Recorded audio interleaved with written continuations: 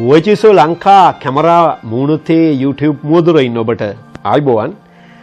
මට මතක හැටියට මාස 3-4ට ඉස්සෙල් ලංකාදීප පුවත්පතේ මුල් පිටුවේ පළ වුණා ඇමරිකා එක්සත් ජනපදයේ නිල වශයෙන් පුනර්භවය පිළිගන්නවා කියලා හෙඩ්ලයින් එකේ තිබුණා. වසර 435ක පරීක්ෂණයෙන් පසු ඇමරිකාව පිළිගත්තේ මේක. ඇමරිකාව මේක පිළිගැනීමත් එක්ක ආසියාතික නිරාගමික කම්ප්‍රදේරුවන්ට ප්‍රොජෙක්ට් කරුවන්ට ලොකු කණේ පාරක් මේකෙන් වැදුනා. ඇයි?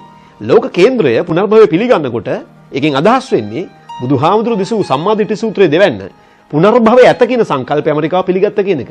නොනිල වශයෙන් කියනවා නම් ඇමරිකාව නිර්මල බුදුදහම වැළඳගත්ත කියන එකයි.